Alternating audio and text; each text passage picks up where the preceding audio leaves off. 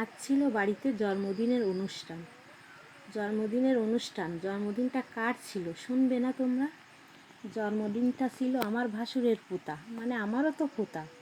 এখন যাই দেখি জন্মদিনে কি অনুষ্ঠান, কতটুকু কি করছে আয়োজন।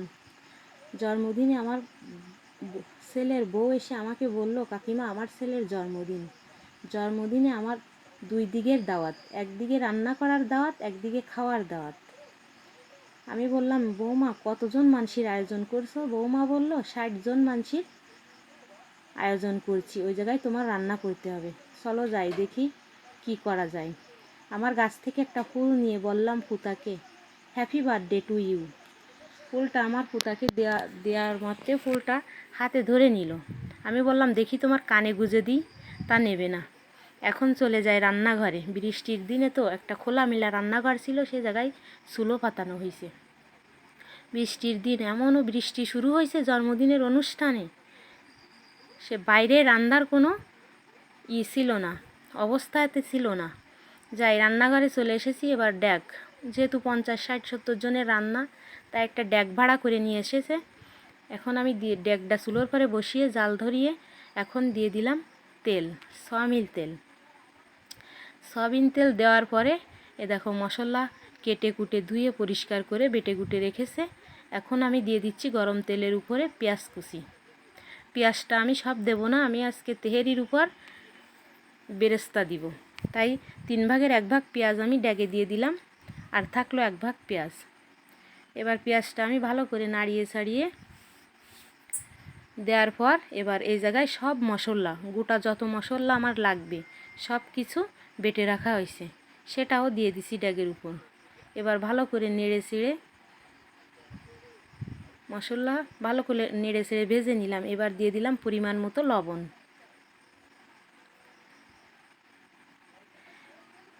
দিয়ে দিলাম মরিচের গুঁড়া, দিয়ে দিচ্ছি হলুদের গুঁড়া,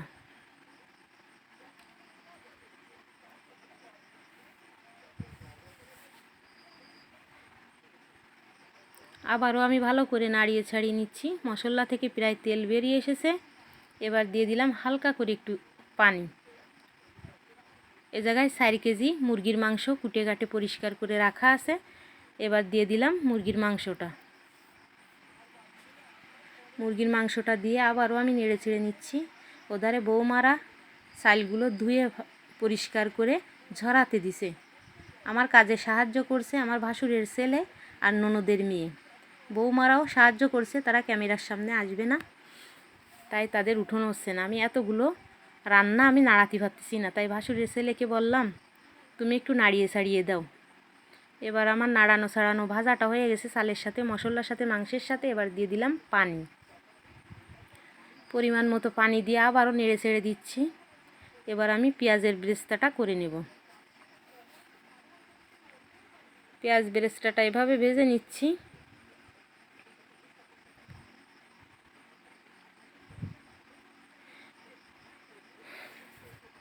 আবার ফিরে এলাম ড্যাগের কাছে, দিয়ে দিলাম কয়েকটি কাঁচামরিচ, দিয়ে আবারও নাড়িয়ে ছাড়িয়ে নিচ্ছি, তল উপর করে নিচ্ছি যাতে তলে লেগে না যায়। আমার পেঁয়াজ বেরেস্তাও ভাজা হয়ে গেছে। এবার আমি দিয়ে দিচ্ছি ভাতের উপরে কেওড়ার জল,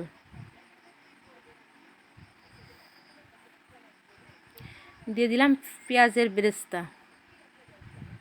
আমার ভাতটা প্রায় হয়ে গেছে। পেঁয়াজ বেরেস্তাটা ওর পরে সুন্দর করে সাজিয়ে দিলাম। দেখো ভাতটা কত সুন্দর একটা কালার এসেছে। এবার চলে যাব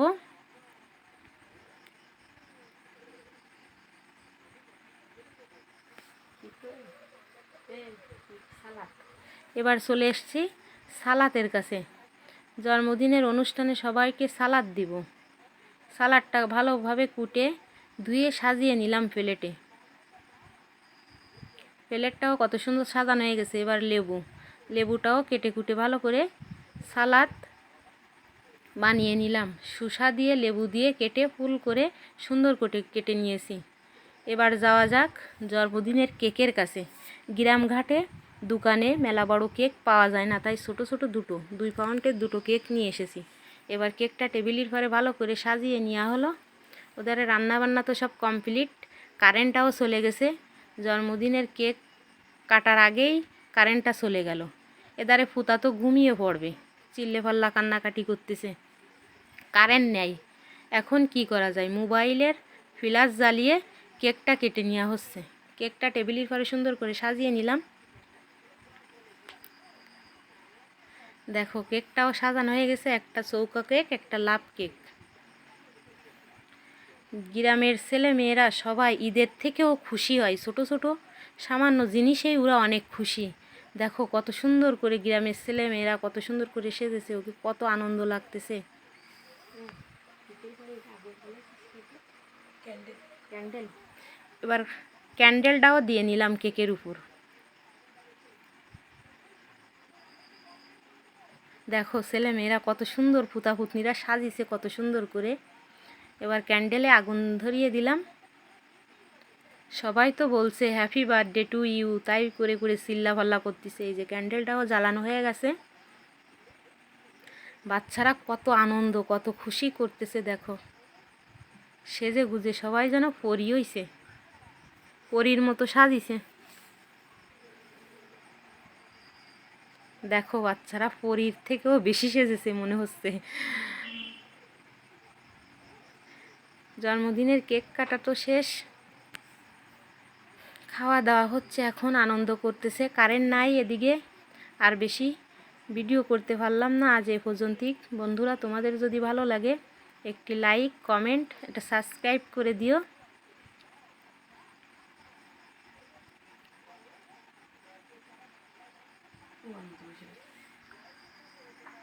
কেকগুলো কেটে সবার হাতে, বাচ্চারা তো অপেক্ষায় রয়েছে কখন জানি কেকটা খাবো, কখন জানি কেকটা খাবো। আজ এই পর্যন্তই, সবাই